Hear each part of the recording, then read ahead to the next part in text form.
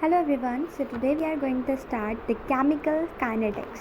तो स्टार्ट करते हैं। ये मेरे खुद के शॉर्ट नोट्स हैं और इनसे मैं आपको पढ़ा रही हूँ। केमिकल काइनेटिक्स की अगर मैं बात करूँ तो सबसे पहले इसके अंदर बात आती है टाइप ऑफ रिएक्शंस की।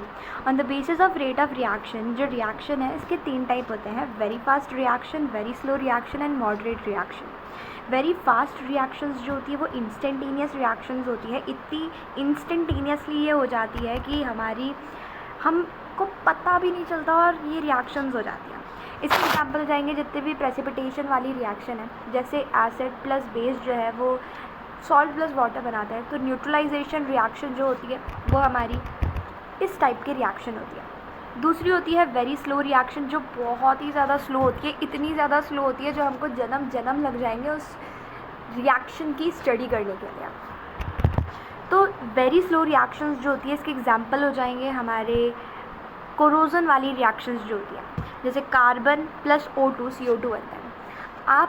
आपके पास अभी कॉपी होगी, आपकी जो कॉपी होती है ना वो कार्बन से मिलकर बनी हुई होती है और आपके इन्वायरमेंट में O2 है, तो क्या कार्बन और O2 CO2 बना रही है? Obviously not. तो ये रिएक्शन वेरी स्लो रिएक्शन हो जाएगी। अगर मैं बात करूँ ग्रेफाइट एंड डायमंड के इंटर कन्वर्जन की, हमें पता है ग्रेफाइट से डायमंड हम बना सकते हैं और डायमंड से ग्रेफाइट हम बना सकते हैं, लेकिन ये भी रिएक्शन बहुत ज़्यादा स्लो होती है। भाई पेंसिल तो आपके पास होगी ही, क्या आप इस पेंसिल से एक सेकंड में या एक रातों रात क्या डायमंड बना सकते हो? अगर डायमंड बना दोगे तो दिन रात मालो माल हो जाओगे तुम तो। नहीं, तो ग्रेफाइट से डायमंड बनाया जा सकता है और डायमंड से ग्रेफाइट बनाया जा सकता है, लेकिन ये रिएक्शन बहुत ही ज़्यादा स्लो होती है, तो ये very slow type of reaction हो जाएगी। अगर मैं बात करूँ मॉडरेट रेट रिएक्शन की, तो मॉडरेट रेट रिएक्शंस जो होती है ना, ये मॉडरेट रेट की होती है एंड इनको हम इजीली स्टडी कर सकते हैं।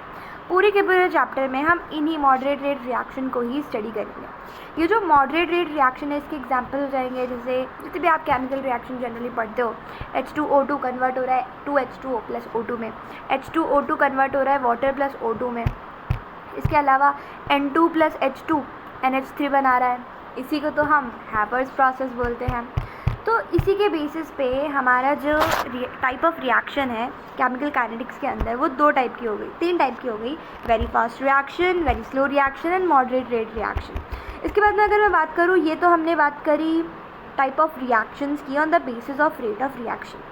अगर मैं इनके स्टेप के बेसिस पे कितने टाइप के रिएक्शन होती है उसकी बात करूँ, तो स्टेप के बेसिस पे कि कितने स्टेप में रिएक्शन जो है वो कंप्लीट हो रही है, उसके बेसिस पे 2 टाइप की रिएक्शन होती है। एक एलिमेंट्री रिएक्शन, जिनको सिंपल रिएक्शन या सिंगल स्टेप रिएक्शन में बोलते हैं, क्योंकि ये एक सिंगल स्टेप में पूरी की पूरी कंप्लीट हो जाती है। दूसरे होते हैं कॉम्प्लेक्स रिएक्शन या multi step reaction. Complex reaction थोड़ी सी कॉम्प्लेक्स होती है, एकदम मल्टी स्टेप में कंप्लीट होती है। अब ऐसी रिएक्शंस जो मल्टी स्टेप में कंप्लीट होती है वो आपको थोड़ी सी कॉम्प्लेक्स ही लगती है ना? सच बताओ, मुझे तो लगती थी। तो वही रिएक्शंस क्या हो जाएंगी? कॉम्प्लेक्स रिएक्शंस हो जाएंगे। अब अगर मैं बात करूँ complex reaction and elementary reaction में डिफरेंस की, तो हमेशा ध्यान रखना जो एलिमेंट्री रिएक्शन है वो एक सिंगल स्टेप में होती है एंड कॉम्प्लेक्स रिएक्शन जो है वो मल्टी स्टेप में होती है, लेकिन उसका हर एक स्टेप जो होता है वो एलिमेंट्री होता है और इसके जो इंटरमीडिएट्स होते हैं ना वो हमेशा प्रेजेंट होते हैं रिएक्शन के दौरान। रेट ऑफ रिएक्शन की अगर मैं बात करूँ तो it may be defined as change in the amount per unit change in the time. Example से समझते हैं, जैसे मान लो M1A प्लस M2B कन्वर्ट हो रहा है N1C प्लस N2D में, तो ऑब्वियसली बात है कि रेट ऑफ रिएक्शन जो है वो किसके इक्वल हो जाएगा? जो A का रेट ऑफ डिसोसिएशन है पर यूनिट, इसकी जो स्टोइकियोमेट्रिक कोएफिशिएंट है M1 is equals to B का जो रेट ऑफ डिसोसिएशन है अपॉन M2, इसका स्टोइकियोमेट्रिक कोएफिशिएंट। C के अंदर रेट ऑफ एसोसिएशन, ध्यान रखना प्रोडक्ट के केस में हम एसोसिएशन लिखते हैं क्योंकि प्रोडक्ट बनते हैं, एसोसिएट होते हैं, इनके डिसोशिएट होने से तो रिएक्टेंट डिसोशिएट होते हैं एंड प्रोडक्ट जो है वो एसोसिएट होते हैं। तो प्रोडक्ट साइड में हम एसोसिएशन लिखते हैं और रिएक्टेंट साइड में हम डिसोसिएशन लिखते हैं। तो rate of dissociation of A upon इसका stoichiometric coefficient is equals to rate of dissociation of B upon B का stoichiometric coefficient is equals to rate of association of C upon C का stoichiometric coefficient which is N1 and D के respect में rate of association of D upon D का stoichiometric coefficient which is N2 this is equals to rate of reaction. अब इस rate of reaction के type की बात भी कर लेते हैं. रेट ऑफ रिएक्शन की दो टाइप होती है, एक एवरेज और एक इंस्टेंटेनियस. अरे जैसे फिजिक्स में नहीं पढ़ते क्या, हम एक तो पढ़ते हैं एवरेज वेलोसिटी, एक पढ़ते हैं इंस्टेंटेनियस वेलोसिटी, वैसा ही है कुछ. एवरेज वेलोसिटी में हम चेंज लेते हैं, change in concentration per change in time per unit change in time, this is average, or average rate of reaction. लेकिन जैसे हमको इंस्टेंटेनियस वेलोसिटी निकालनी होती है, उसके लिए हम क्या करते हैं, dv/dt. सिमिलरली अगर हमको इंस्टेंटेनियस रेट ऑफ रिएक्शन निकालनी है तो हम डिफ्रेंशिएशन कर देंगे dc/dt, प्लस माइनस dc/dt. यहाँ पे ये जो प्लस माइनस है, ये प्लस तो प्रोडक्ट को बताता है और माइनस रिएक्टेंट को. मतलब अगर कॉन्सेंट्रेशन प्रोडक्ट की चेंज हो रही है पर यूनिट चेंज इन टाइम तो प्लस ΔC/ΔT आर एवरेज के इक्वल हो जाएगा. लेकिन अगर कॉन्सेंट्रेशन रिएक्टेंट की चेंज हो रही है उसके रिस्पेक्ट में हमको निकालना है तो माइनस ΔC/ΔT हो जाएगा. और अगर हमको इंस्टेंटेनियस निकालना है तो dc/dt हो जाएगा प्लस माइनस, अगेन वही प्लस प्रोडक्ट के लिए एंड माइनस रिएक्टेंट के लिए. जो इंस्टेंटेनियस रेट ऑफ रिएक्शन होती है वो प्लस माइनस tan थीटा के इक्वल होती है. Both are equal when the concentration time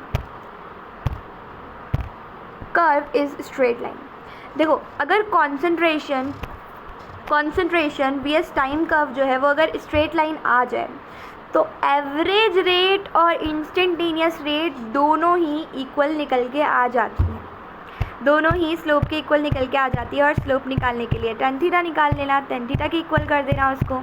now let's talk about अच्छा एक और चीज़, ये जो रेट ऑफ एसोसिएशन होता है ना, यहाँ पे रेट ऑफ एसोसिएशन इक्वल होता है ये रेट से, इसको हम यहाँ पे कंपेयर करेंगे. ΔC/ΔT के इक्वल था. अगर प्रोडक्ट है तो प्लस लगाएंगे, रिएक्टेंट है तो माइनस लगाएंगे.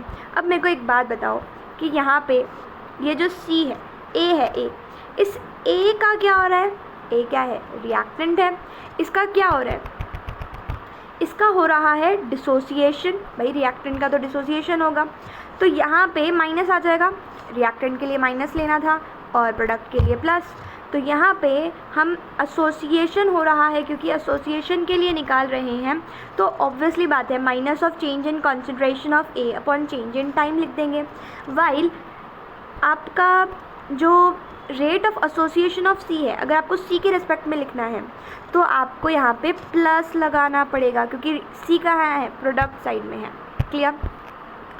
अब अगर मुझे इसे प्रेशर के टर्म्स में लिखना है तो एक सिंपल सी बात मुझे बताओ कि PV is equals to CRT होता है. यस. तो V को अगर मैं इधर नीचे ले जाऊँगी तो P is equals to C/V RT हो जाएगा. और C/V is nothing but molarity. Concentration per unit volume क्या होता है, मोलैरिटी, सॉरी nRT. तो number of moles per unit volume क्या होता है, मोलैरिटी. तो प्रेशर इज इक्वल्स टू, और मोलैरिटी और कंसंट्रेशन तो एक ही बात है तो CRT मैं लिख सकती हूँ. तो प्रेशर जो है वो हमारे C के डायरेक्टली प्रोपोर्शनल हो गया. तो यहाँ पे चेंज इन कंसंट्रेशन की जगह मैं चेंज इन प्रेशर भी तो लिख सकती हूँ. तो यहाँ से हमारा निकल के आ गया कि P directly proportional to C होता है. इसका मतलब ये कि क्या हो रहा है, तो प्रेशर की जगह मैं C भी लिख सकती हूँ.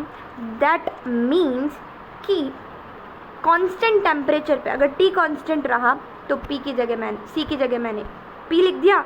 तो rate of dissociation of A is equals to minus of ΔCA/ΔT, मतलब change in concentration of A upon change in concentration of T, या फिर इसको हम ऐसे भी लिख सकते हैं minus of change in pressure of A पर यूनिट चेंज इन टाइम.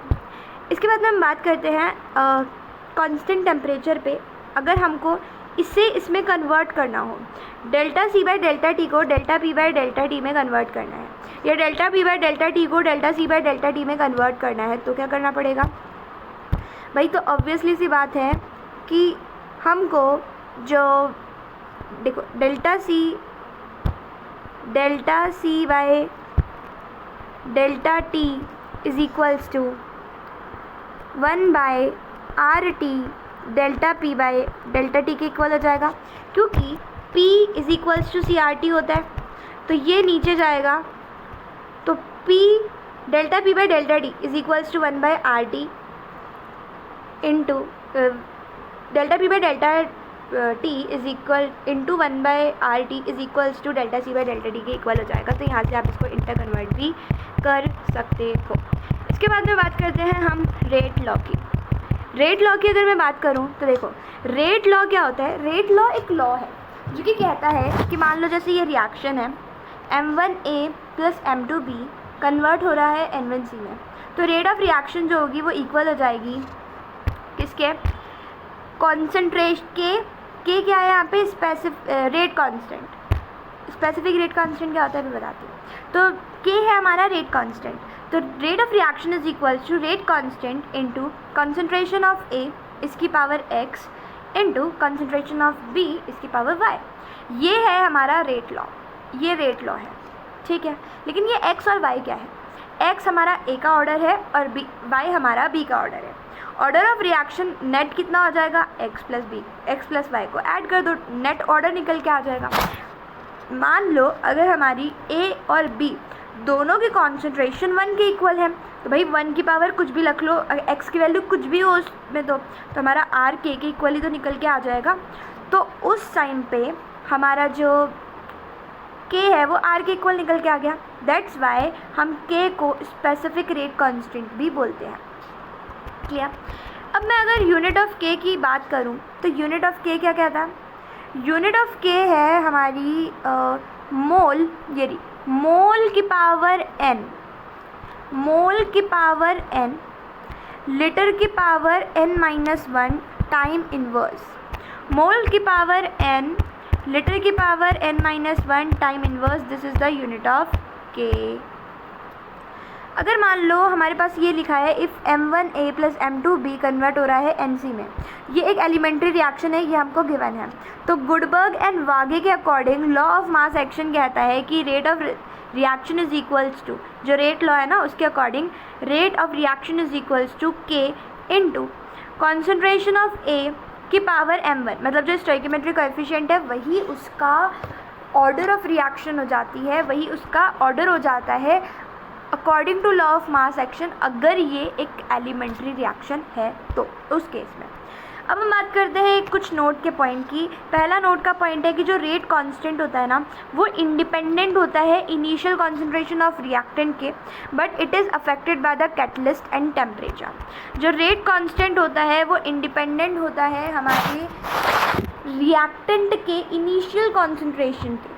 जो रिएक्टेंट की इनिशियल कॉन्सेंट्रेशन होती है उसके इंडिपेंडेंट होता है रेट कांस्टेंट। मतलब ये जो के हम इतनी देर से पढ़ रहे हैं ना, ये के डिपेंड नहीं करता, आप इनिशियल कॉन्सेंट्रेशन कुछ भी ले लो रिएक्टेंट की, ए की बी की, ये वाली हमारी जो रिएक्शन थी जिसके अंदर हमारा ए प्लस बी जो है वो सी प्लस डी में कन्वर्ट हो रहा था, और हम लिख रहे थे R is equals to K into concentration of A की पावर जो भी इसका ऑर्डर है let suppose X, concentration of B जो भी इसका ऑर्डर है लेट सपोज वाई। तो ये जो रेट ऑफ रिएक्शन का ये रेट लॉ के अकॉर्डिंग जो हम लिख रहे थे, तो यहाँ पे ये जो के है ना ये डिपेंड नहीं करता कि इस ए की क्या कॉन्सेंट्रेशन है, ये के कांस्टेंट है। ये के सिर्फ और सिर्फ डिपेंड करता है रिएक्शन के कैटलिस्ट पे एंड उसके टेम्परेचर पे। बाकी जो रिएक्टेंट की इनिशियल कॉन्सेंट्रेशन है उसके ऊपर डिपेंड नहीं करता, उससे इंडिपेंडेंट होता है। रेट कांस्टेंट के जो है is independent of the initial concentration of reactant but it is affected by the catalyst and temperature। Order of reaction क्या होता है, देखो ऑर्डर ऑफ रिएक्शन जो है वो एक एक्सपेरिमेंटल वैल्यू होती है जो कि टेम्परेचर एंड प्रेशर पे डिपेंड करती है। Rate constant catalyst and temperature पे डिपेंड कर रहा था, order of reaction temperature and pressure पे डिपेंड करती है। ऑर्डर ऑफ रिएक्शन एक एक्सपेरिमेंटल वैल्यू होती है जो कि टेम्परेचर एंड प्रेशर पर डिपेंड करती है। ऑर्डर ऑफ रिएक्शन जो है वो ज़ीरो भी हो सकती है, पॉजिटिव भी हो सकती है, इंटीजर भी हो सकती है, फ्रैक्शनल भी हो सकती है, पर कभी भी नेगेटिव नहीं हो सकती, कभी भी नेगेटिव नहीं हो सकती।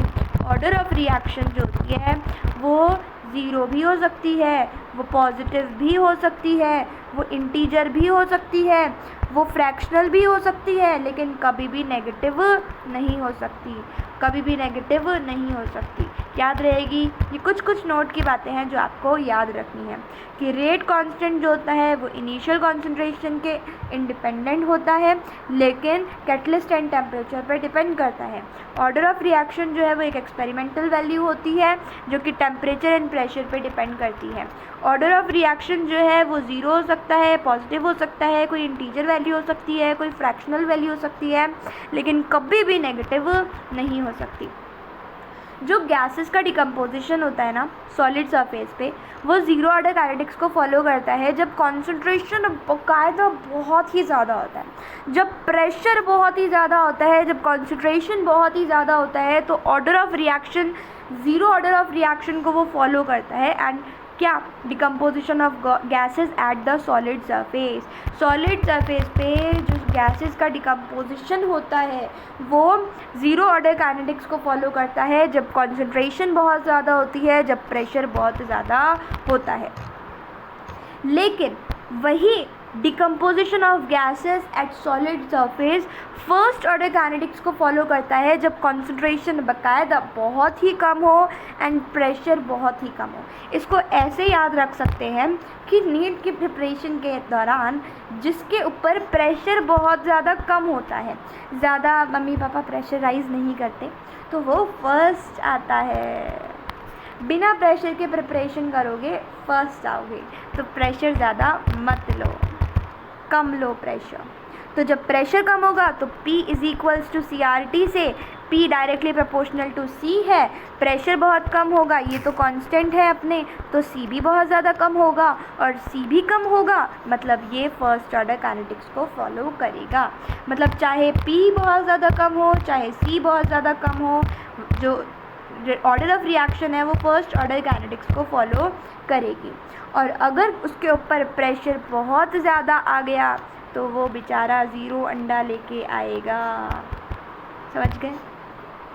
तो गैसेस का जो डिकम्पोजिशन होता है सॉलिड सरफेस पे वो ज़ीरो ऑर्डर काइनेटिक्स को फॉलो करता है जब कॉन्सेंट्रेशन बहुत ज़्यादा हो, प्रेशर बहुत ज़्यादा हो। लेकिन जब कॉन्सेंट्रेशन बहुत कम हो, प्रेशर बहुत कम हो, तो गैसेस का जो डिकम्पोजिशन होता है सॉलिड सरफेस पे वो फर्स्ट ऑर्डर काइनेटिक्स को फॉलो करता है। जैसे एग्जाम्पल से समझते हैं, ये है हमारे पास में एक रिएक्शन बोल रही है कि जो 2NH3 है प्लैटिनम के सरफेस के ऊपर। अब क्या बोला था मैंने? सॉलिड सरफेस कौन सी आ गई? प्लैटिनम की सरफेस। कोई अमीर बंदा होगा भाई जो प्लैटिनम की सरफेस यूज़ कर रहा है रिएक्शंस करने के लिए, ठीक है। तो जो हमारा अमोनिया है वो क्या है? गैस है। इसको प्लैटिनम के सरफेस पे हम रिएक्शन करवा रहे हैं, N2 प्लस H2 में कन्वर्ट करवा रहे हैं। इसकी रेट ऑफ रिएक्शन ये एक्सपेरिमेंटली निकल के आती है K1 rate law, K1 concentration K1 into concentration of NH3 की power 1 upon 1 plus K2 into concentration of NH3 की पावर 1। ये एक्सपेरिमेंटल है।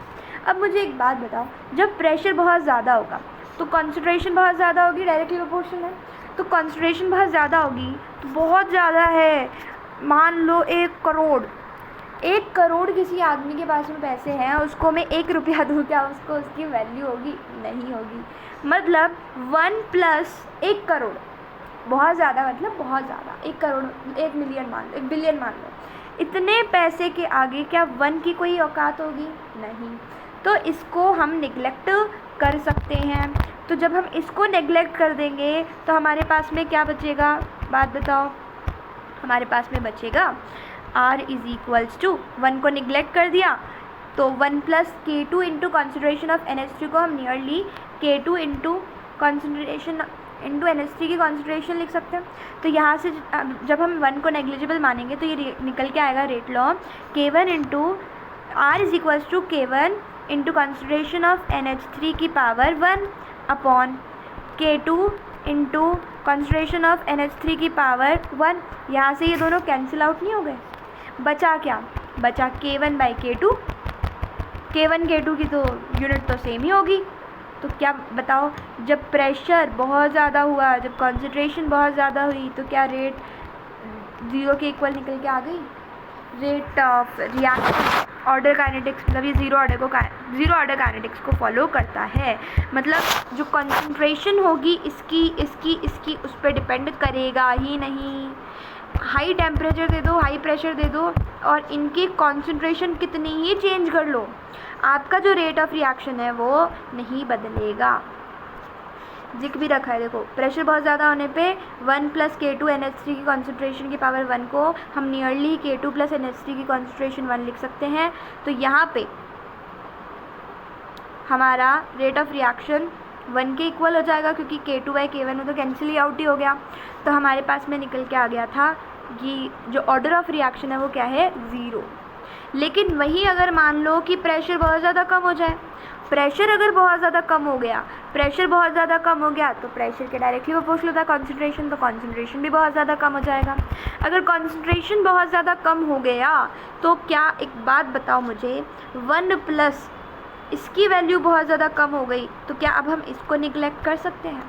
हाँ, 1 + 0.0000000000001 में अगर आप एक ऐड करोगे तो बताओ क्या 0.000000001 की कोई वैल्यू होगी? नहीं भाई, 1 ही लिख दो, उससे बढ़िया। तो यहाँ पे 1 + K2, ये जो नीचे लिखा हुआ है ना, 1 + K2 into concentration of NH3 की पावर 1 को हम नियरली 1 के इक्वल लिख सकते हैं। हाँ, तो यहाँ पे रेट ऑफ रिएक्शन निकल के आ गई हमारे पास। ये तो निगलेक्ट ही हो गया। तो रेट ऑफ रिएक्शन किसके इक्वल निकल के आ गई? रेट ऑफ रिएक्शन हमारे पास निकल के आ गई K1 इंटू NH3 की पावर 1 के। तो यहाँ पे ऑर्डर ऑफ रिएक्शन क्या निकल के आ गया? 1। ऑर्डर ऑफ रिएक्शन क्या था? जो भी हमारे ऐसे पावर में लिखा हुआ हो, यहाँ पे पावर में क्या लिखा हुआ है? 1। ठीक है, तो यहाँ पे हमारे पास ऑर्डर ऑफ रिएक्शन निकल के आ गई। सिंपल सी बात याद रखो, जब कॉन्सेंट्रेशन प्रेशर बहुत ज़्यादा होगा तो वो ज़ीरो ऑर्डर काइनेटिक्स को फॉलो करेगा, और कॉन्सेंट्रेशन एंड प्रेशर जब बहुत ज़्यादा कम होगा तो वो फर्स्ट ऑर्डर काइनेटिक्स को फॉलो करेगा, जब गैसेस का डिकम्पोजिशन हो रहा होता है सॉलिड सरफेस पे। अब हम बात करते हैं एक एक करके सारी order of reaction. Zero order reaction की अगर मैं बात करूँ तो देखो, इसके डायरेक्ट एग्जाम्पल हमको याद रखने हैं। 4 ऐसे एग्जाम्पल हैं जो कि ज़ीरो ऑर्डर काइनेटिक्स को फॉलो करते हैं। NH3 जब प्लैटिनम की सरफेस पे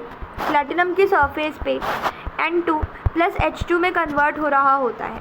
देखो इसकी सिंपल सी ट्रिक है, जितने भी हमारी प्लैटिनम की सरफेस पे, गोल्ड की सरफेस पे, एकदम महंगे वाली सरफेस पे होने वाले, इसको ऐसे याद रखो। देखो मान लो कोई एक इंसान है, ठीक है, इसने क्या पहन रखा है? गोल्ड की, प्लैटिनम की चेनें पहन रखी है। तो इसको एग्जाम में ना 0 अंडा मिलता है। ये बेचारा ना इन सब में रह जाता है, प्लैटिनम, गोल्ड, इन सब चीज़ों में रह जाता है। इसको बेचारे को बिल्कुल भी हमारे मार्क्स नहीं मिलते, 0 अंडा मिलता है।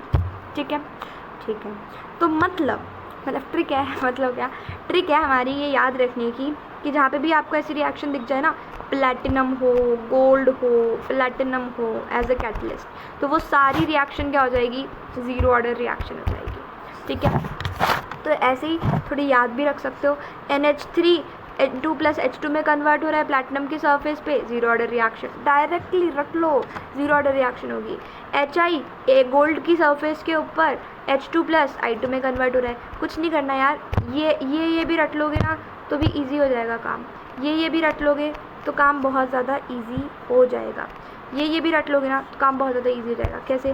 जैसे ये NH3 है, N2 क्या है इसमें? NH3 में क्या है? एक N है, एक H है, 2 लगा दो, N2H2, बैलेंसिंग तो कर ही लोगे। तो NH3 जब हमारा N2 + H2 में कन्वर्ट होता है एट दी प्लैटिनम की सरफेस, तो वो ज़ीरो ऑर्डर रिएक्शन का एग्जांपल हो जाता है, पहला एग्जांपल। दूसरा एग्जांपल, जब HI गोल्ड की सरफेस पे H2 + I2 में कन्वर्ट होता है, तो H2 कर दो, I से I2 कर दो, ईजी है ना। इतने ही है NCERT में, तो बाकी 1-2 तो एक्स्ट्रा लिखे हुए हैं इसमें। तो N2O प्लैटिनम की सरफेस पे N2 + O2 में कन्वर्ट हो रहा है। H2 + Cl2, अभी आप थोड़ा उल्टा हो गया, लाइट की प्रेजेंस में HCl में कन्वर्ट हो रहा है। कुछ तो याद करने ही पड़ेंगे ना, जैसे Br HNu प्लेटिनम के प्रेजेंस में Br में कन्वर्ट हो जाते हैं, ठीक है, याद रहेगा ना, ठीक है। तो ये सारी एग्जांपल याद रखने हैं हमको, जिसमें NH3 प्लैटिनम के सरफेस पे N2 प्लस H2 में कन्वर्ट हो रहा है, HI गोल्ड के सरफेस पे H2 प्लस I2 में कन्वर्ट हो रहा है, N2O प्लैटिनम के सरफेस पे N2 प्लस O2 में कन्वर्ट हो रहा है, H2 प्लस Cl2 HNu के प्रेजेंस में HCl में कन्वर्ट हो रहा है, Br में कन्वर्ट हो रहा है। ये सारे हमारे किसके एग्जाम्पल हो जाएंगे, ज़ीरो ऑर्डर रिएक्शन के एग्जाम्पल हो जाएंगे। ज़ीरो ऑर्डर रिएक्शन में मान लो जैसे A जो है वो B में कन्वर्ट हो रहा है, तो कॉन्सेंट्रेशन ऑफ AT जो है किसी भी T टाइम के ऊपर जो A की कॉन्सेंट्रेशन है, अगर आपको वो निकालनी हो, क्वेश्चन ऐसा आ जाए कि ज़ीरो ऑर्डर रिएक्शन में इस T टाइम पे A की कॉन्सेंट्रेशन बताओ, तो that will be equals to concentration of A naught, मतलब initial concentration of A minus KT, initial concentration of A not minus KT, ये AT के इक्वल निकल के आ जाएगा। मतलब कॉन्सेंट्रेशन ऑफ A की कॉन्सेंट्रेशन किसी भी T टाइम के ऊपर, तो concentration of A at any time T equal निकल के आता है A नॉट माइनस KT के, याद रहेगा, डायरेक्टली याद रखना। x is equals to KT के इक्वल निकल के आता है, और यहाँ पे x क्या था, x बेसिकली जैसे मान लो A जो है वो B में कन्वर्ट हो रहा है, इनिशियली इसके कुछ A नॉट मोल है, ठीक है, T इज इक्वल्स टू 0 पे। इक्विलिब्रियम पे हमने पढ़ा है कि T is equals to equilibrium पे A नॉट माइनस x हो जाते हैं, तो इसके x बनते हैं, तो ये है x जितने B के मोल बने। मतलब आप एक तरह से बोल सकते हो कि किसी भी टाइम T के ऊपर जो B के कॉन्सेंट्रेशन है वो इक्वल होती है, वही है हमारी x।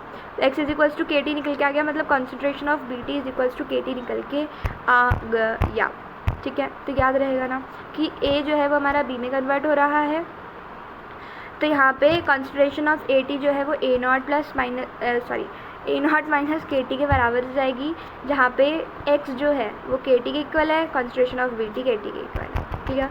अब अलग अलग ग्राफ यहाँ पे बनाए जाते हैं, जैसे मान लो कि आपको हमारा ग्राफ बनाना हो किस किस के बीच का, concentration of A and T के बीच का, concentration of A and T के बीच का अगर आपको ग्राफ बनाना है, तो अब हमको पता है A की कॉन्सेंट्रेशन तो धीरे धीरे कम ही होगी ना, इसको अगर आप y is equals to mx plus c से कंपेयर करो, तो स्लोप कैसा आ रहा है आपका, नेगेटिव, स्लोप आपका माइनस के ही तो आ रहा है।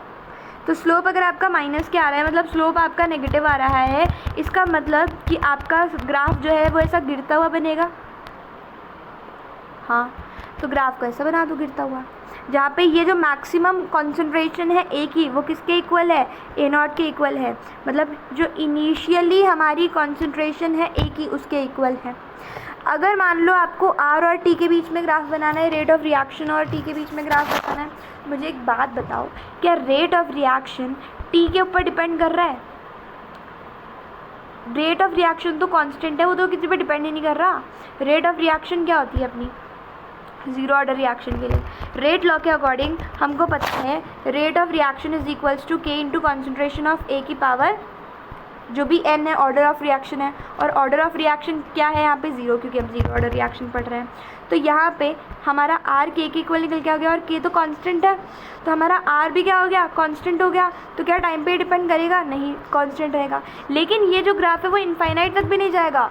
क्यों नहीं जाएगा इनफाइनाइट तक, क्योंकि भाई ऑब्वियसली बात है कभी ना कभी A तो ख़त्म हो जाएगा ना, और जब भी एक ख़त्म हो जाएगा, रिवर्सिबल रिएक्शन थोड़ी है यार, इरिवर्सिबल रिएक्शन है, एक ही डायरेक्शन में जा रहा है एरो, तो जब एक ख़त्म हो जाएगा तो हमारी रेट भी ख़त्म हो जाएगी, रिएक्शन भी ख़त्म हो जाएगी, सिंपल सी बात है, राइट। तो यहाँ से अगर हम देखें रेट और टाइम के बीच का ग्राफ, तो ये कांस्टेंट होगा, और किसी T time A by T time पे जाके जब ये रिएक्शन कंप्लीट हो जाएगी तो वहीं तक होगा ये ग्राफ। और वो टाइम कब आएगा, मतलब क्वेश्चन पूछा जाता है कि टाइम की वो वैल्यू बताओ जब हमारी जो रेट ऑफ रिएक्शन है, जो रेट है वो पूरी कंप्लीट हो जाए। वो टाइम बताओ जब हमारी जो रेट है वो पूरी कंप्लीट हो जाए। तो वो टाइम कैसे निकालेंगे, देखो हमको पता है R is equals to K into A होता है, जिस पे A पे तो वो डिपेंड करता ही नहीं है। क्या मैं रेट ऑफ रिएक्शन को ये लिख सकती हूँ, initial concentration of A minus final कितनी हो गई 0, या फाइनल माइनस इनिशियल करते हैं चेंज में, तो 0 minus A upon change in time T. तो हमारे पास में माइनस को तो अभी इग्नोर करो, a by T is equals to K निकल के आ गया, तो t is equals to a by K निकल के आ गया, k को इधर ले जाओ, t को इधर ले आओ, तो t is equals to a by K पे, t is equals to a by K पे हमारी जो रेट ऑफ रिएक्शन है वो कंप्लीट हो जाएगी। अगर हमको t हाफ और a के बीच में बनाना है तो ध्यान रखना, इसको डायरेक्टली या तो याद ही रख लो कि जो रेट ऑफ रिएक्शन होती है ना आपकी, जो टी हाफ होता है आपका, जब आपका 50% ऑफ रिएक्शन हो चुकी है, तब जो टी हाफ होता है ना ए की कॉन्सेंट्रेशन के साथ में वो स्ट्रेट लाइन बनता है। क्लियर? अब ये हट क्यों नहीं रहा है यार, एक सेकेंड रुको, अब सही है। तो देखो हमारा जो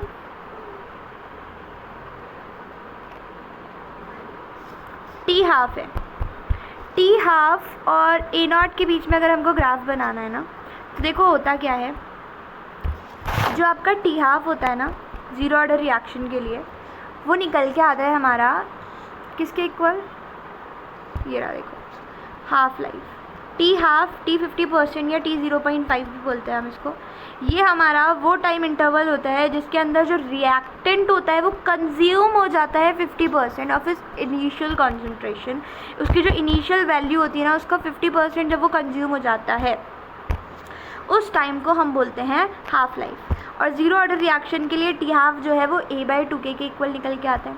और भी याद रख लो, टी 3/4 3a/4 के इक्वल निकल के आता है। मतलब जो भी यहाँ पे हो ना, जैसे यहाँ पे 1/2 है तो यहाँ पे a/k को, a क्या था, a/k क्या था, जब पूरा टाइम पूरा कंप्लीट हो गई रिएक्शन, तो t/हाफ क्या हो जाएगा। ऑब्वियसली बात है यार, जब पूरी रिएक्शन कंप्लीट हो गई, उसको वो जब a/k टाइम पे पूरी रिएक्शन कंप्लीट हो चुकी है, तो आधी कब होगी, उसको आधी से हाफ से इंटू कर दो, तो a/2k हाफ के टी हाफ a/2k निकल के आ गया। 3/4 पे निकालना है, 3/4 को इंटू कर दो, 100% तो a/k हमारा अभी निकाला ही था मैंने। तो यहीं से अगर मैं ग्राफ को कंपेयर करूं तो टी हाफ और a नॉट के बीच में ग्राफ कैसा हो जाएगा। क्या टी हाफ a पे डिपेंड कर रहा है? हाँ, a कुछ नहीं है, उसकी इनिशियल कॉन्सेंट्रेशन a नॉट ही है, तो और डायरेक्टली प्रोपोर्शनल है, तो क्या यहाँ पे स्ट्रेट लाइन ग्राफ बन जाएगा, ये स्ट्रेट लाइन ग्राफ बन गया। और अगर मुझे x और t के बीच में ग्राफ बनाना हो, मुझे एक बात बताओ, अभी मैंने निकला था x is equals to K T, y is equals to M X से इसको कंपेयर करो, साइज का छोटा करो,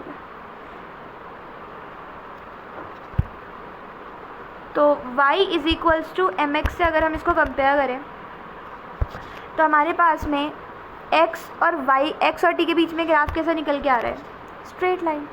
और स्लोप कैसे निकालेंगे, वही जो m की वैल्यू होती है वो स्लोप हो जाता है। तो यहाँ पे m की वैल्यू क्या है, k थी, तो यहाँ पे k हो गया, और यहाँ पे क्या थी, ये रहा 1/2k, तो 1/2k इसका स्लोप हो गया। ठीक है, वेरी इजी ग्राफ है, और ग्राफ बहुत इंपॉर्टेंट है इस चैप्टर से। फर्स्ट ऑर्डर रिएक्शन की अगर मैं बात करूँ तो जो फर्स्ट ऑर्डर रिएक्शंस होती है ना, ये सारी की सारी रेडियो एक्टिव डीके वाली जितनी भी रिएक्शंस होती है ना, रेडियो एक्टिव डीके वाली जितनी भी रिएक्शन होती है वो हमारी फर्स्ट ऑर्डर रिएक्शंस होती हैं, मतलब फर्स्ट ऑर्डर काइनेटिक्स को वो फॉलो करती हैं। जैसे मान लो ए जो है वो बी में कन्वर्ट हो रहा है, राइट, और रेट ऑफ रिएक्शन क्या हो जाएगी यहाँ पे, rate of reaction is equals to K into concentration of A की पावर 1। डिफ्रेंशिएटेड रेट लॉ पूरा डेरिवेशन से निकल के आता है, क्या, -dA/dt is equals to K into concentration of A की पावर 1।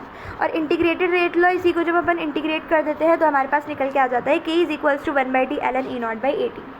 यहाँ से at इज इक्वल्स टू, इसको जब हम सॉल्व करेंगे तो at is equals to a0 e की पावर -kt भी हम लिख सकते हैं। तो ये तीन फॉर्मूले बाकायदा वेरी इंपॉर्टेंट है, इनको डायरेक्टली रट लो। क्या, दो फॉर्मूले तो रट ही लो, एक ये क्या क्या है, एक है k is equals to 1/t ln A0/at, रट लिया। और दूसरा है हमारा at is equals to A0, at is equals to A0 e की power minus K T, A T is equals to A naught into e की power minus K T. ठीक है क्या? अब हम बात करते हैं हमारी फर्स्ट ऑर्डर रिएक्शन के कुछ एग्जाम्पल। जैसे हमने ज़ीरो ऑर्डर रिएक्शंस के लिए कुछ एग्जाम्पल रटे थे, ये रहे, कहाँ गए, ये रहे, ये सारे प्लैटिनम की सरफेस पे, गोल्ड के सरफेस पे, प्लैटिनम के सरफेस पे। वैसे ही अगर मैं इसके एग्जांपल्स रटूँ फर्स्ट ऑर्डर रिएक्शन के लिए, तो ये सारे रटने हैं। H2O2 कन्वर्ट हो रहा है H2O प्लस O2 में first order reaction. N2O5 convert हो रहा है NO2 प्लस O2 में first order reaction. NH4NO2 convert हो रहा है N2 प्लस H2O में first order reaction. ASH3 convert हो रहा है AS प्लस H2 में first order reaction. C2H4 H2 के प्रेजेंस में कन्वर्ट हो रहा है C2H6 में फर्स्ट ऑर्डर रिएक्शन के एग्जाम्पल हो जाएंगे सारे के सारे। यहाँ पे जो टी हाफ होता है वो ln2/k के इक्वल निकल के आता है। और ln2/k क्या है? ln2 की वैल्यू क्या होती है? 0.693/k। ln2 की वैल्यू 0.693 होती है ना। ln2 log 2 नहीं बोल रही मैं, ln2 बोल रही हूँ। log 2 की वैल्यू तो 0.3 होती है, ln2 की वैल्यू होती है 0.693। तो यहाँ पे जो टी हाफ है वो क्या निकल के आ गया हमारे पास में? टी हाफ निकल के आ गया हमारे पास में 0.693/k, 0.693/k, 0.693/k, ये रहा। ठीक है, 75% मतलब देखो इसको ऐसे लिखते हैं, 75 को जब आप 100 से डिवाइड करोगे, अब इसको 25 से काट लो, 25 3 और 75, 25 4 100। इसमें भी बच्चे बहुत ज़्यादा कंफ्यूज रहते हैं। तो T3/4 निकालोगे तो वो क्या निकल के आ जाएगा? डबल होता है, याद रखना सीधा। T 75% पे पूछेगा तो डबल हो जाता है 2 इंटू टी हाफ। 87.5 पे पूछेंगे तो 7/8, 87.5 को 100 से डिवाइड करके देख लेना, 7/8 आएगा। तो जब भी 7/8 हो तो ट्रिपल कर देना टी हाफ का, ट्रिपल होता है टी हाफ का, ट्रिपल होता है। ठीक है, अगर मुझे T93.75% पे निकालना है तो 15/16 निकल के आता है, करके देख लेना। 93.75/100 तो ये निकल के आ जाएगा 15/16। तो ये 4 इंटू टी हाफ के इक्वल होता है। 1 into T half, 2 into T half, 3 into T half, 4 into T half.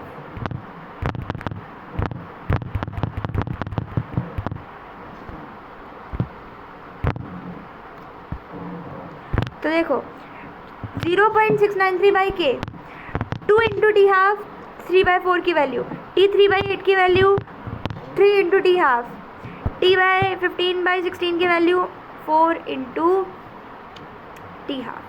Clear? T99.9% जो होता है वो निकल के आता है 2.303/k के इक्वल, मतलब 10 इंटू टी हाफ के इक्वल। ये सारा इतना इंपॉर्टेंट नहीं है, ये तो याद कर ही लो। T half is equals to 0.693/k होता है। अब नोट की बात कह रही है कि ज़ीरो ऑर्डर रिएक्शंस जो होती है ना वो ऑलवेज कंप्लीट होती है एक फाइनाइट टाइम में, बट जो फर्स्ट ऑर्डर रिएक्शंस होती है ना एंड जो हायर ऑर्डर की रिएक्शंस होती हैं वो कभी भी कंप्लीट नहीं होती है। तो यहाँ पे जब आप इसका ग्राफ्स बनाओगे ना तो वो इनफाइनाइट तक जाएंगे। जब हमने ज़ीरो ऑर्डर रिएक्शन के लिए था तो वो किसी एक टी टाइम तक गए थे, राइट? वो देखो ये वाला, इसकी बात कर रही हूँ मैं। ये जब हमने इस रेट और टाइम के बीच में ग्राफ बनाया था तो ये किसी एक टी टाइम तक ही गया था, इनफाइनाइट तक नहीं गया था। लेकिन जो फर्स्ट ऑर्डर की रिएक्शन होती है वो इनफाइनाइट तक जाती है, वो कभी भी कंप्लीट नहीं होती है। ज़ीरो ऑर्डर रिएक्शंस जो होती है वो एक फाइनाइट टाइम में कंप्लीट हो जाती है, लेकिन जो फर्स्ट ऑर्डर की रिएक्शंस होती है वो कभी भी कंप्लीट नहीं होती। यहाँ पे अगर मैं ए टी एंड टी के बीच में ग्राफ बनाऊँ तो ऐसा आता है, आर और टी के बीच में ग्राफ बनाऊँ वो भी ऐसा आता है, टी हाफ और ए के बीच में ग्राफ बनाओ तो वो डिपेंड ही नहीं करता, कॉन्स्टेंट रहता है। ये देखो T half is equals to 0.693/k है, 0.693 तो कॉन्स्टेंट है ही, के भी अपना कॉन्स्टेंट ही है, तो ये भी ए पे डिपेंड नहीं करता। लॉग ए माइनस एक्स को टी में अगर मैं ग्राफ बनाऊँ तो ये ऐसा बनता है डिक्रीजिंग स्लॉप का। इसको आप compare Y is equals to mx plus C से कंपेयर करके देख लेना। अब कुछ नोट की बातें, सबसे पहले नोट की बात है कि जो जीरो ऑर्डर रिएक्शंस होती है ना, उसके अंदर जो टी हाफ होता है वो डिपेंड करता है on the initial concentration of reactant पे। जो रिएक्टेंट की इनिशियल कॉन्सेंट्रेशन होती है उस पर डिपेंड करता है टी हाफ। कर रहा था ना, देखो ये रहा T half is equals to A/2 के निकल के आता है ये रहा जीरो ऑर्डर रिएक्शन के लिए। जीरो ऑर्डर रिएक्शन के लिए T half is equals to A/2 के निकल के आया था, और फर्स्ट ऑर्डर रिएक्शन के लिए T half is equals to 0.693/K निकल के आया था, ln2/K। तो जीरो ऑर्डर रिएक्शन के लिए जो टी हाफ होता है वो इनिशियल कॉन्सेंट्रेशन ऑफ रिएक्टेंट पे डिपेंड करता है, लेकिन फर्स्ट ऑर्डर रिएक्शन के लिए जो टी हाफ होता है वो इनिशियल कॉन्सेंट्रेशन ऑफ रिएक्टेंट पे डिपेंड नहीं करता। जीरो ऑर्डर काइनेटिक्स के अंदर, in zero order kinetics equal amount of reactant will decompose in the equal time interval. Equal amount of reactant जो होता है वो इक्वल टाइम इंटरवल में डिकम्पोज होता है, लेकिन फर्स्ट ऑर्डर रिएक्शन में equal percentage of reactant decompose होता है इक्वल टाइम इंटरवल के अंदर। फर्स्ट ऑर्डर रिएक्शन में इफ़ A0 जो इनिशियल कॉन्सेंट्रेशन है वो हमको गिवन ना हो, बट किसी भी कॉन्सेंट्रेशन गिवन हो एक ही दो डिफरेंट टेम्परेचर पे, किसी भी दो डिफरेंट टेम्परेचर पे हमें एक ही कॉन्सेंट्रेशन गिवन हो, हमें फर्स्ट ऑर्डर रिएक्शन में अगर इनिशियल कॉन्सेंट्रेशन ऑफ A0 नहीं गिवन हो क्वेश्चन में, लेकिन दो डिफरेंट टेम्परेचर पे एक ही कॉन्सेंट्रेशन गिवन हो, तो हम डायरेक्ट फॉर्मूला लगा देंगे। जैसे हमने क्या पढ़ा था, K is equals to 1/T ln A0/AT होता है ना, तो यहाँ पे हम क्या कर देंगे, A0 पहले जो टाइम T1 पे जो A था, T2 पे जो A था उसकी कॉन्सेंट्रेशन थी, और यहाँ पे बड़े में से छोटे को माइनस कर देंगे, तो सिंपल सा हमारे पास K निकल के आ जाएगा। K is equals to 1/T2 minus T1 ln A concentration of A at T1 upon concentration of A at T2। मान लो जब हमारा जो टेम्परेचर है वो कांस्टेंट है, जब टेम्परेचर कांस्टेंट होगा तो हमको पता है P is equals to CRT होता है, और टेम्परेचर कांस्टेंट हुआ तो R तो वैसे ही कांस्टेंट रहता है, तो P directly proportional to C हो गया। तो हम क्या कॉन्सेंट्रेशन की जगह प्रेशर लिख सकते हैं, हाँ। तो हमारा जब प्रेशर कांस्टेंट होता है ना, तो यहाँ पे जो K है वो निकल के आ जाता है 1/T ln A0/AT। ये हमने इसको नहीं बनाया है इसके अंदर, इसको हमने जो हमारा पहले वाला फॉर्मूला था K is equals to 1/T ln A0/AT, इसको हमने कंपेयर किया है, और इसको यहाँ पे जो हमारी A थी, A0 की जगह P0 और AT की जगह PT, तो K is equals to 1/T ln P0/PT निकल के आ गया। हमारे किसी भी T टेम्परेचर के ऊपर K की वैल्यू जब हमको प्रेशर के टर्म्स में चीज़ें गिवन हो। Now let's talk about radio activity. Radio activity में क्या होता है, जो लेमडा होता है ना, डी के कांस्टेंट होता है, इसके टर्म्स में चीज़ें होती हैं, ये के की तरह ही होता है, बस कुछ डिफरेंसेस होते हैं जो भी देखेंगे। Lambda is equals to 1/T ln A0/AT, वही फॉर्मूला है। A0 नहीं लिखना, N0 की टर्म्स में भी लिख सकते हैं। Lambda is equals to 1/T ln W0/WT की टर्म्स में लिख सकते हैं। N0/NT W0/WT, ये है ए एक्टिविटी जिसकी यूनिट होती है क्यूरी CI, जिसकी वैल्यू होती है 3.7 × 10⁻10 DPS डिसइंटीग्रेशन पर सेकेंड। यहाँ पे जो टी हाफ है वो निकल के आ गया 0.693/λ। यहाँ पे जो लैम्डा है वो डी के कॉन्स्टेंट है, जो कि टेम्परेचर पे डिपेंड नहीं करता। हमने देखा था अभी ऊपर की जो के होता है वो इनिशियल कॉन्सेंट्रेशन ऑफ ए पे डिपेंड नहीं करता, लेकिन जो हमारा टेम्परेचर होता है, जो हमारा कैटलिस्ट होता है, उसके ऊपर डिपेंड करता है। लेकिन ये जो लैम्डा होता है ना, ये टेम्परेचर पे डिपेंड नहीं करता। यही डिफरेंस होता है हमारे डी के कांस्टेंट एंड के रेट कांस्टेंट के बीच में। बाकी सारी चीज़ें लगभग सिमिलरली है, देखो सेम से फॉर्मूला है, क्योंकि रेडियो एक्टिविटी भी जो होता है ना वो हमारे फर्स्ट ऑर्डर काइनेटिक्स को ही फॉलो करता है। यहाँ पे अगर हमको मीन लाइफ निकालनी है टी एवरेज, तो वो निकल के आता है 1/λ के equal NT is equals to N0/E के equal NT is equals to N0/2 की पावर x के इक्वल, जहाँ पे x जो होती है वो नंबर ऑफ हाफ लाइफ होती है। टी हाफ वही 0.693/λ के इक्वल हो जाएगा। x कैसे निकालेंगे, यहाँ पे T/T हाफ कर दो। वैसे रेडियो एक्टिविटी नहीं है सिलेबस में। कार्बन डेटिंग की अगर मैं बात करूँ, पर PY क्यों आ रखे हैं तो कर लेते हैं। कार्बन डेटिंग की अगर मैं बात करूँ तो ये जो मेथड होता है इज़ यूज टू डिटरमाइन, ये कार्बन डेटिंग मेथड जो होता है वो फॉसिल्स की एज को डिटरमाइन करने में काम आता है। ये कार्बन 14 के ऊपर बेस्ड होता है। यहाँ पे भी lambda is equals to 1/t ln a not by AT होता है, ये भी फर्स्ट ऑर्डर काइनेटिक्स को फॉलो करता है। T is equals to age of fossil निकल के आ जाती है यहाँ पे। A नॉट हमारी कार्बन 14 की एक्टिविटी है, T इज इक्वल्स टू 0 पे, एंड AT हमारी कार्बन 14 की एक्टिविटी है, T is equals to T पे। यहाँ पे वही अपनी कार्बन डेटिंग की इक्वेशन हो जाएगी। ये भी इतना ज़्यादा इंपॉर्टेंट नहीं है, बस इसमें इतना याद रख लेना कि जो कार्बन 14 होता है उसकी जो T हाफ, जो हाफ लाइफ होती है उसकी, वो निकल के आती है 5370 ईयर्स। इसको रट लो बस कि 5730, मैंने शायद अभी उल्टा बोल दिया था, 5730 5730 5730 5730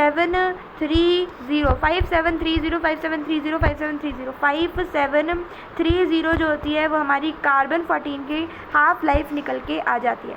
अब मान लो जीरो ऑर्डर की बात करी हमने, फर्स्ट ऑर्डर की बात करी, उसमें रेडियो एक्टिविटी कार्बन डेटिंग की बात करी। अब मान लो हमको कोई nth ऑर्डर गिवन हो, सारी एक साथ कर लेते हैं ना, सेकेंड फोर्थ फिफ्थ इतनी सारी करने से क्या मतलब है। nth ऑर्डर की रिएक्शन गिवन हो तो उसके k इज इक्वल्स हो जाता है 1/n-1 into T into 1 concentration of A at T n-1 minus 1/a not की कॉन्सेंट्रेशन -1। बस यहाँ पे ध्यान रखना है ये फर्स्ट ऑर्डर रिएक्शन के लिए एप्लीकेबल नहीं होता ये फॉर्मूला। मतलब अगर आप यहाँ पे n की वैल्यू 0 रखोगे ना तो हमने k की जो फॉर्मूला पढ़ा था जीरो ऑर्डर रिएक्शन में वो निकल के आ जाएगा, ये देख लेना। लेकिन अगर हम यहाँ पे n इज इक्वल्स टू 1 रखेंगे ना तो वो फॉर्मूला ही निकल के आएगा। ये एक्सेप्शन है बस थोड़ा सा कि n इज इक्वल्स टू 1 पे नहीं होता, बाकी सब पे होता है। और टी हाफ जो होता है वो डायरेक्टली प्रपोर्शनल होता है कॉन्सेंट्रेशन ऑफ ए की पावर 1 माइनस एन के। कॉन्सेंट्रेशन ऑफ ए की पावर 1 माइनस एन के डायरेक्टली प्रपोर्शनल होता है टी हाफ।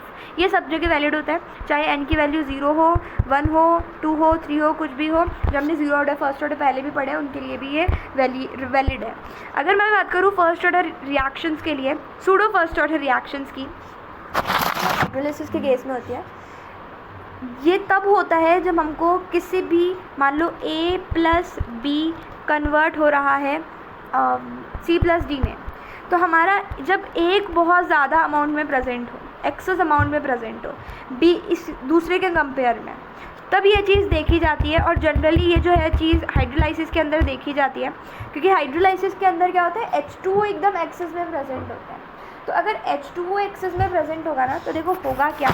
लेट सपोज मैं बात करूँ A प्लस H2O कन्वर्ट हो रहा है C प्लस डी में, ठीक है।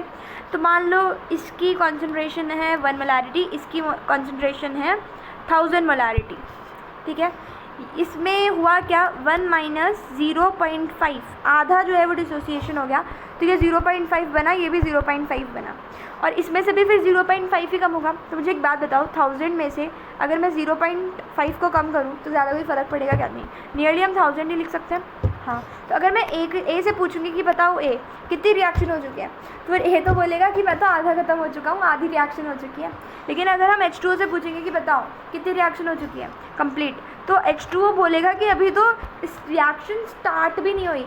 तो H2O क्या है, झूठा है, वो एकदम झूठ बोल रहा है, आधी रिएक्शन हो चुकी है। तो हम अगर H2O की बात मानेंगे तो फिर ए की बात कौन मानेगा? जो ज़्यादा है उसकी अगर हम बात मानेंगे तो जो कम है उसकी बात कौन मानेगा? That's why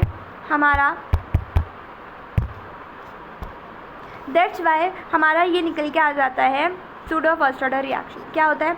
the reaction which are order greater than 1 in normal condition, ऐसी रिएक्शन जिनकी नॉर्मल कंडीशन में जो ऑर्डर होता है वो 1 से ज़्यादा होता है, but after taking reagent in excess, लेकिन एक रिएजेंट को एक्सेस में लेने पे क्या होता है, वो कन्वर्ट हो जाता है फर्स्ट ऑर्डर रिएक्शन में। इसे ही हम सूडो फर्स्ट ऑर्डर रिएक्शन बोलते हैं। यहाँ पे K डैश यूज़ लेते हैं हम, जो कि pseudo first order rate constant है, पूरा डेरिवेशन करके निकल के आता है।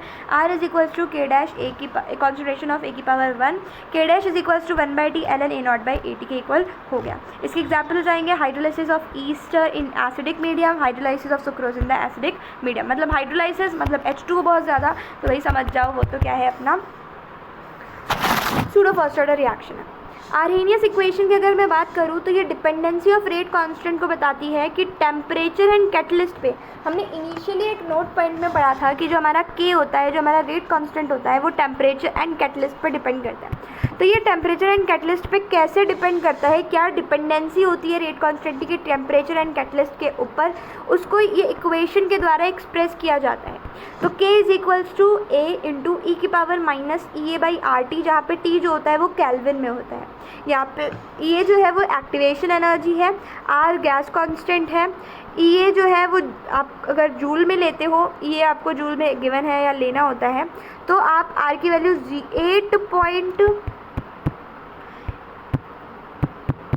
1 बार इसको हटा देती हूँ, ठीक है। EA अगर जूल में हुआ तो आप R की वैल्यू 8.314 लेते हो, और अगर EA कैलोरी में हुआ तो आप R की वैल्यू 2 लेते हो, ठीक है।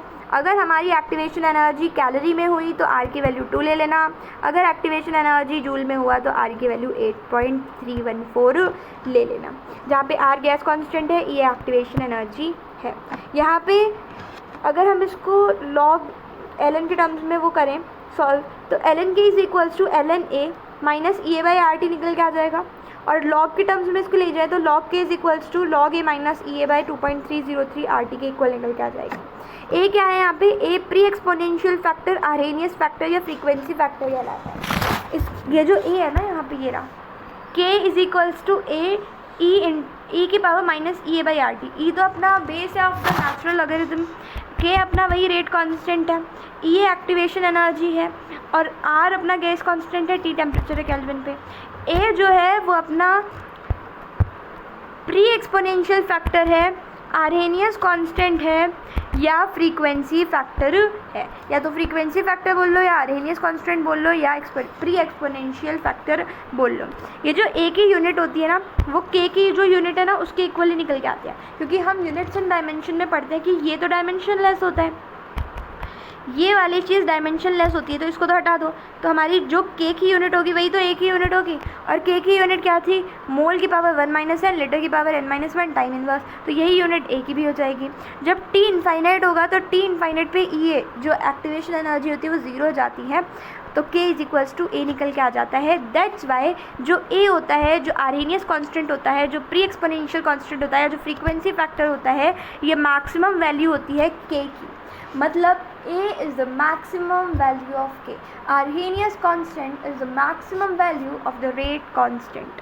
मतलब कितना ही टेम्परेचर बढ़ा लो आप, इससे ज़्यादा हमारी रेट कांस्टेंट की वैल्यू नहीं हो सकती, क्योंकि हमने इनिशियली देखा था ना कि K अपना टेम्परेचर पर डिपेंड करता है। तो टेम्परेचर जब बढ़ता बढ़ता इनफाइनाइट तक हो जाएगा तो K की वैल्यू A के बराबर हो जाएगी। यहाँ पे भी ग्राफ बहुत ज़्यादा इंपॉर्टेंट है। अगर हमको ln के और 1/t के बीच में ग्राफ बनाना है तो इसको कंपेयर कर लो y is equals to mx plus c से, तो यहाँ पे हमारा जो 1/t है, ये 1/t अपना x निकल के आ गया। देखो y is equals to mx plus c, तो यहाँ पे ये जो c है वो ln a के बराबर है, ये c ln a हो गया। जो हमारा m है वो माइनस EA बाई आर के इक्वल है, माइनस EA बाई आर के इक्वल है, और x क्या है 1/t। तो हमारा ग्राफ कैसा बनेगा, डिक्रीजिंग स्लोप का बनेगा, क्योंकि m क्या है माइनस में है, स्लोप माइनस है। वहीं अगर मैं लॉग के टर्म्स में ग्राफ बनाना चाहूँ तो इसका भी यही बनेगा, ऐसा ही ग्राफ बनेगा, बस इसका स्लोप जो है वो डिफरेंट हो जाएगा, माइनस EA बाई 2.303 r हो जाएगा।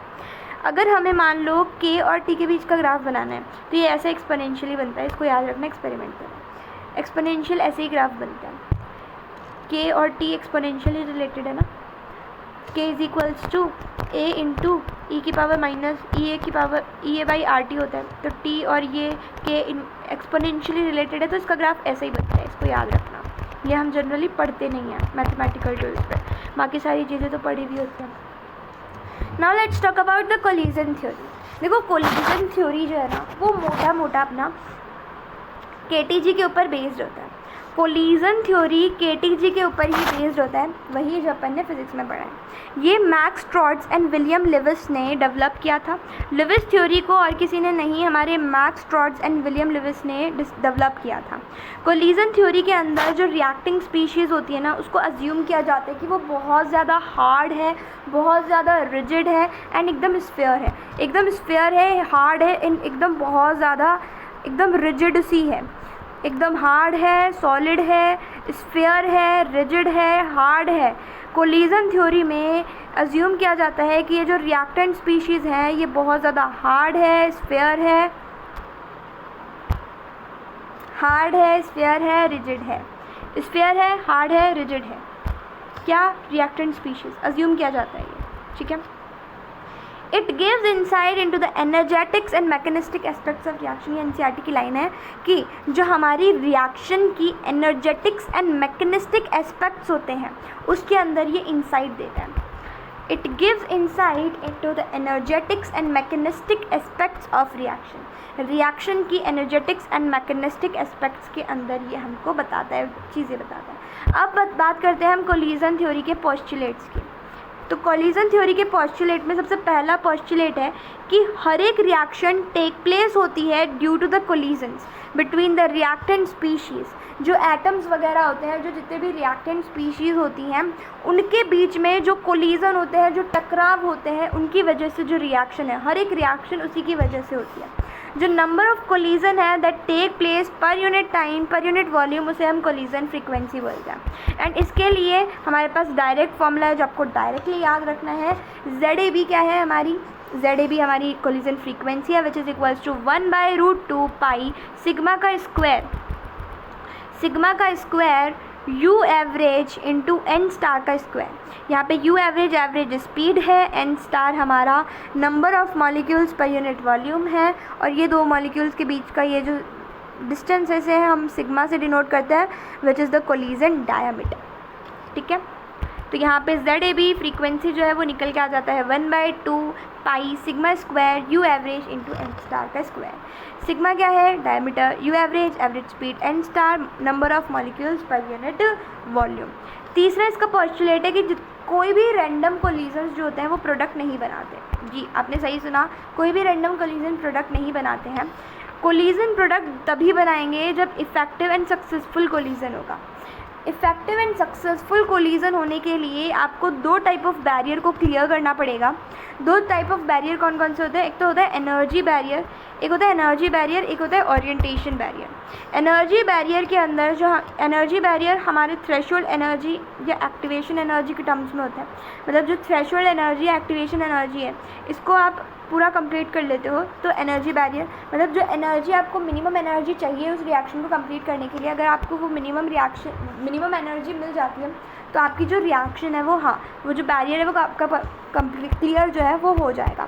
वहीं दूसरा बैरियर होता है ओरिएंटेशन बैरियर। ओरिएंटेशन बैरियर को कुछ ऐसे समझो, मान लो AA है, ठीक है, इनके बीच में बॉन्ड है, और BB है, हमको AB बनाना है। तो यहाँ से ये ऐसे जाएगा, ये ऐसे जाएगा, तो अपना ये AB बॉन्ड बना लेगा, ये यहाँ से टूट जाएगा, यहाँ से टूट जाएगा। ये तो एक प्रॉपर ओरिएंटेशन हुआ। लेकिन मान लो अगर हमारा ये है BA, अब मैं इनके बीच में बॉन्ड बनाऊँ तो ये यहाँ से टूटेगा, यहाँ से टूटेगा, और ये इसकी तरफ जा रहा है, ये इसकी तरफ जा रहा है, तो अब BB बॉन्ड बना लेंगे। तो ये एक प्रॉपर ओरिएंटेशन नहीं होगा।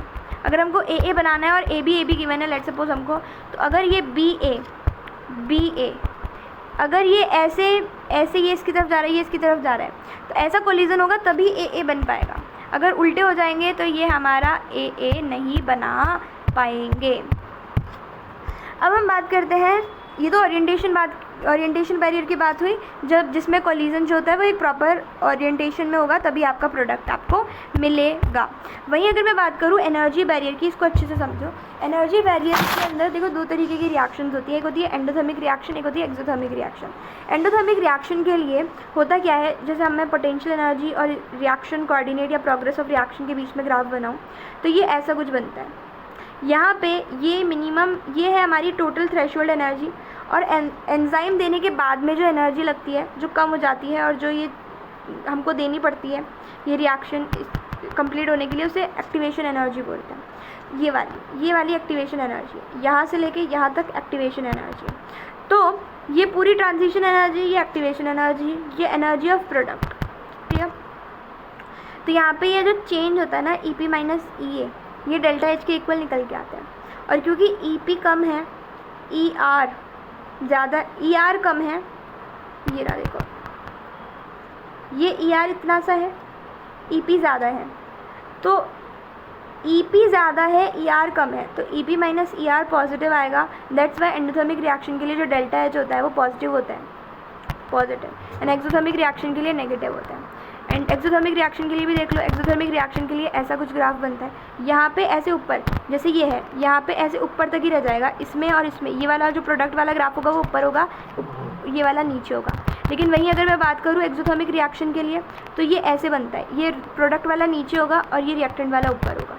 यहाँ पे डेल्टा H नेगेटिव आता है, डेल्टा H नेगेटिव आता है, ठीक है। इसके बाद में हम बात करते हैं टेम्परेचर के इफ़ेक्ट की।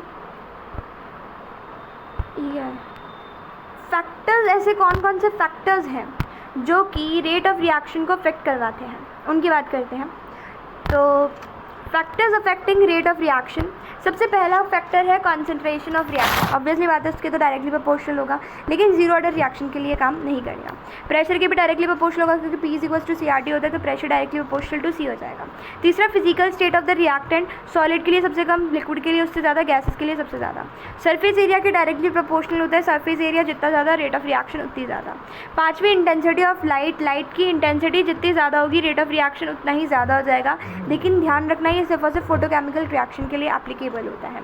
6 हमारी कैटलिस्ट, कैटलिस्ट पे हम ऑलरेडी देख चुके हैं। वैसे ये रहा, ये इसमें भी आ जाता है, इसमें भी आ जाता है हमारा जो पोस्टुलेट है, और इसके अंदर भी आ जाता है। अभी देख ही लेते हैं, रुको, ये रहा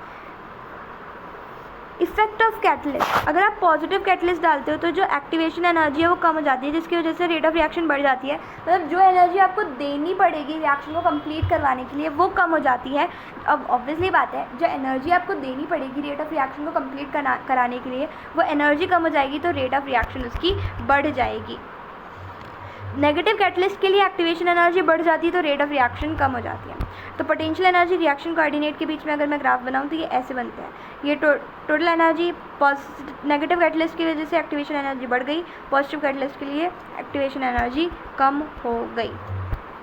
ये हमने बात कर ली कैटलिस्ट की। अब अगर मैं बात करूँ रिएक्टेंट के बॉन्ड एनर्जी की, तो बॉन्ड एनर्जी जितनी ज़्यादा होगी उनके बीच के बॉन्ड को तोड़ने में उतनी ज़्यादा एनर्जी लगेगी, और जितनी ज़्यादा एनर्जी लगेगी उनके बीच के बॉन्ड को तोड़ने में उतनी कम उनकी रेट ऑफ रिएक्शन हो जाएगी।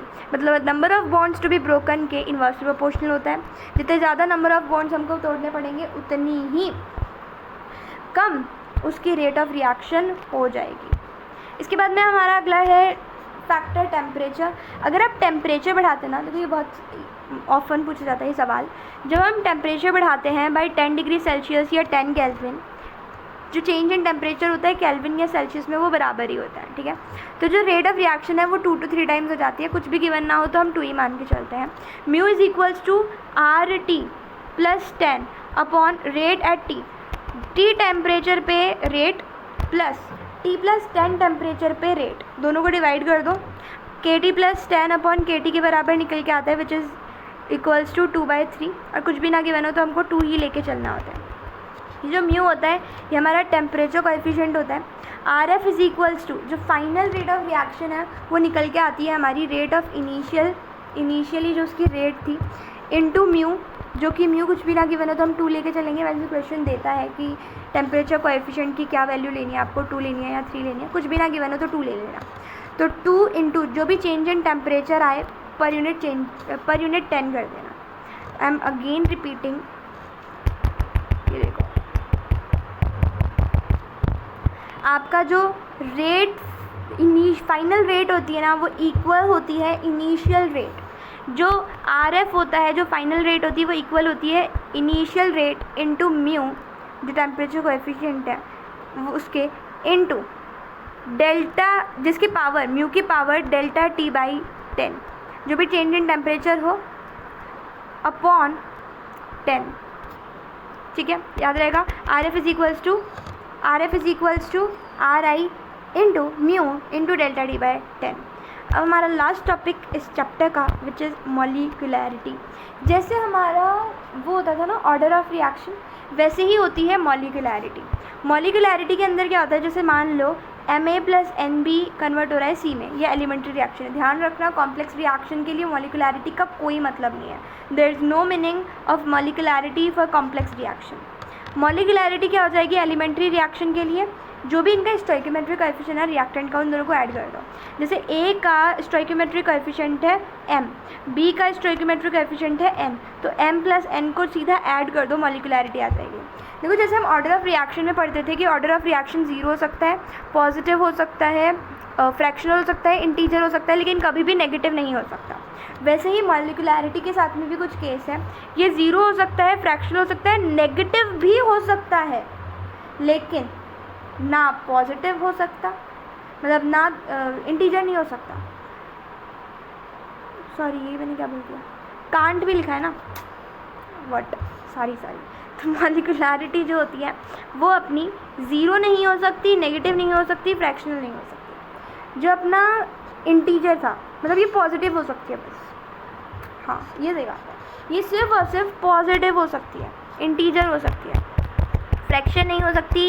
देखो सिंपल सी बात है, जैसे अपन ने ऑर्डर ऑफ रिएक्शन के लिए पढ़ा था ना कि ऑर्डर ऑफ रिएक्शन जो है वो 0 हो सकता है, पॉजिटिव हो सकता है, इंटीजर हो सकता है, फ्रैक्शनल भी हो सकता है, लेकिन कभी भी नेगेटिव नहीं हो सकता। वैसे ही मॉलिक्यूलैरिटी के लिए यहाँ पे लिखा हुआ है कि वो पॉजिटिव हो सकता है, लेकिन कभी भी कांट भी, कभी भी 0 नहीं हो सकता, नेगेटिव नहीं हो सकता या फ्रैक्शनल नहीं हो सकता। मॉलिक्यूलैरिटी 3 आना बहुत ही रेयर बिहेवियर है, लेकिन मॉलिक्यूलैरिटी 3 से ज़्यादा होना तो कभी ऑब्जर्व ही नहीं करा जाता, ऑब्जर्व ही नहीं होता। इफ़ एनी इंटरमीडिएट प्रेजेंट, अगर कोई भी इंटरमीडिएट प्रेजेंट होता है तो आप क्या करोगे, रेट लॉ लिखोगे पहले RDS के अकॉर्डिंग, फिर उस इंटरमीडिएट को रिमूव करना reversible step of the reaction के बेसिस पे। अब जिसने भी वो एडवांस काइनेटिक्स वाले क्वेश्चन किए होंगे उसको ये लाइन समझ में आई होगी, और अगर नहीं किए तो subscribe for more. This is my first video. Thank you.